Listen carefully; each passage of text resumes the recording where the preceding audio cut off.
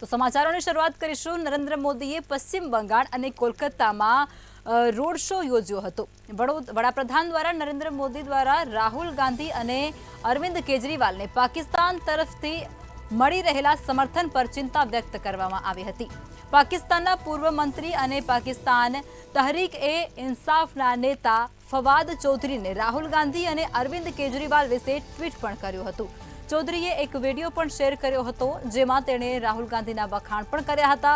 ત્યારે આ બાબતે વડાપ્રધાન મોદીએ કહ્યું છે કે આ ગંભીર બાબત છે, તેની તપાસ થવી જોઈએ। વડાપ્રધાન એમ પણ કહ્યું હતું કે મને નથી લાગતું કે હું જે હોદ્દા પર છું તે જોતા મારે આ વિષય પર ટિપ્પણી કરવી જોઈએ, પણ હું તમારી ચિંતાને સમજી શકું છું। જ્યારે પશ્ચિમ બંગાળના સીએમ મમતા બેનર્જીના ભત્રીજા અને ટીએમસીના મહાસચિવ અભિષેક બેનર્જીએ 25 મેના રોડ શો યોજ્યો હતો અને આ દરમિયાન તેમણે એક વાત કહી હતી। મમતા બેનર્જી પછી અભિષેક બેનર્જી ટીએમસીમાં સૌથી શક્તિશાળી નેતાઓ છે। ડાયમંડ હાર્બર સીટ પરથી ત્રીજી વખત તેઓ ચૂંટણી લડી રહ્યા છે। અભિષેક બેનર્જી 2014 અને 2019માં અહીંથી જીત્યા પણ છે। આ વખતે તે હેટ્રિક ફટકારવાની તૈયારી કરી રહ્યો છે। ભાજપ અને સીપીઆઈ બંને ટીએમસીની ગુંડા રાજનીતિનો મુદ્દો બનાવી રહ્યા છે। એવો દાવો કરવામાં આવે છે કે ટીએમસી કાર્યકર્તાઓ અહીં અન્ય પાર્ટીઓના પોસ્ટર અને બેનરો લગાવવા દેતા નથી। ડાયમંડ હાર્બર સીટ પર છેલ્લા તબક્કાનું મતદાન 1 જૂનના રોજ થવાનું છે। તો હવે ચૂંટણીના જે છેલ્લું તબક્કું છે તે 1 જૂનના રોજ યોજાવાનું છે અને તેને લઈ અને અત્યારે પ્રચાર અને પ્રસાર પણ કરવામાં આવી રહ્યા છે। પીએમ મોદી દ્વારા પશ્ચિમ બંગાળની અંદર એક રોડ શોનું આયોજન કરવામાં આવ્યું। જંગી સભાને પણ વડાપ્રધાન દ્વારા સંબોધવામાં આવી હતી। ત્યારે પાકિસ્તાનના પૂર્વ મંત્રીએ જે કર્યું છે તેના પર પણ તેમના દ્વારા વિશેષ વાતચીત કરવામાં આવી હતી। આ સાથે જ તેઓએ ટીએમસીના નેતાઓ છે તેના પર પણ પ્રહારો કર્યા હતા। કોલકાતામાં પીએમ મોદી દ્વારા રોડ શોનું આયોજન પણ કરવામાં આવ્યું હતું। તેઓ અત્યારે પશ્ચિમ બંગાળની મુલાકાતે છે। સાથે જ રાહુલ ગાંધી અને કેજરીવાલ પર પણ તેમના દ્વારા કહેવામાં આવ્યું હતું અને પ્રહારો પણ કરવામાં આવ્યા હતા। બરાસત અને જવાદપુરની અંદર તેઓના દ્વારા રોડ શોનું આયોજન કરાયું હતું। તો પીએમ મોદી પશ્ચિમ બંગાળના પ્રવાસે છે અને તેમના દ્વારા સભાઓ અને રોડ શોનું આયોજન કરવામાં આવી રહ્યું છે। કોલકાતાની અંદર વડાપ્રધાન દ્વારા રોડ શોનું આયોજન કરવામાં આવ્યું હતું। તો બારાસતમાં તેમના દ્વારા જંગી જનસભાને પણ સંબોધવામાં આવી હતી। આ સાથે જ તેમના દ્વારા વિપક્ષ પર આકરા પ્રહારો કરવામાં આવ્યા, જેની અંદર રાહુલ ગાંધી ઉપર પણ તેઓએ નિશાન સાધ્યું હતું। ટીએમસીના નેતાઓને પણ તેમના દ્વારા આડે હાથ લેવામાં આવ્યા હતા।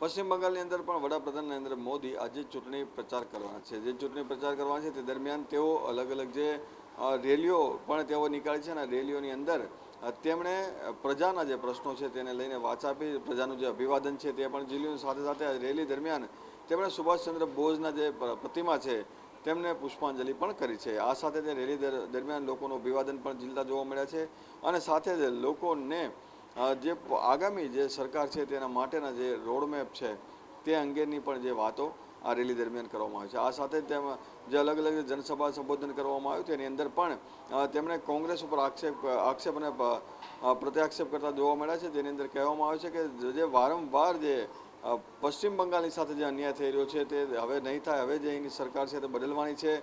ટીએમસી જે છે એટલે તૃણમૂલ કોંગ્રેસ જે છે તેને હવે છેલ્લી જે જીત હતી હવે સરકાર બદલવાની છે, પરિવર્તન આવવાનું છે। અહીંના લોકો જે વિકાસથી વંચિત રહી ચૂક્યા હતા તેને વિકાસ મળવાનો છે। આ પ્રકારની જે વાત છે તેમણે જનસભા સંબોધન દરમિયાન જાદવપુર અને બારાસતારમાં કરી છે। સાથે સાથે આગામી દિવસોમાં પણ જે પશ્ચિમ બંગાળની અંદર જે ગુંડારાજ ચાલી રહ્યું હતું તે ગુંડારાજ હવે ખત્મ જોવા મળશે તેવી પણ વાત તેમણે કરી છે। આ જે ગુંડારાજની વાત છે તે મમતા બેનર્જીના ભત્રીજા જે છે તેને લઈને ખાસ કરીને કહેવામાં આવે છે, કારણ કે આજે તેઓ 2 વખત અહીંના જે સાંસદ રહી ચૂક્યા છે। હાવડના જે વિસ્તારની અંદર જે 7 વિધાનસભા સીટ છે તેની એક લોકસભા સીટ અને લોકસભા સીટની અંદર 2014 અને 2019ની અંદર આ જે બંને સીટો તેઓ જીત્યા હતા। ત્યારે ફરી વખત આ ત્રીજી વખત તેઓ હેટ્રિક કરશે તેવી શક્યતા જોવા મળી રહી છે। તેને લઈને પણ તેના પ્રયાસો છે તે કરવામાં આવે છે। સાથે જ તેઓને જે આડે હાથ લેતા કહ્યું છે કે જે પ્રમાણે ગુંડારાજ ક્યાંક પશ્ચિમ બંગાળની અંદર તેના ભત્રીજા દ્વારા ચલાવવામાં આવ્યું છે તે ગુંડારાજ હવે ખત્મ થવાનું છે। પરંતુ સાથે જ મમતા બેનર્જીએ કહ્યું છે કે જે પ્રમાણે ઈડી અને સીબીઆઈ અને જે કેન્દ્ર સરકારી એજન્સીઓ લાવી અને ચૂંટણી જીતવાનો જે સપના જોઈ રહી છે તે સપના હવે તેઓના સાકાર થવાના નથી.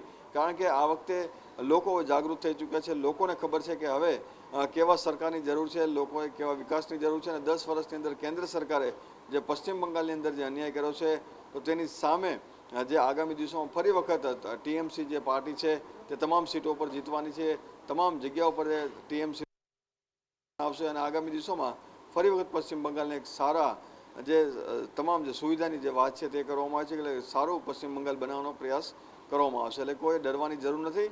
અને સાથે કેન્દ્રીય એજન્સીઓ જે વારે વારે લોકોને, ખાસ કરીને વિપક્ષના લોકોને હેરાન પરેશાન કરી છે તો તેનો પણ જવાબ આગામી દિવસોમાં આપવામાં આવશે.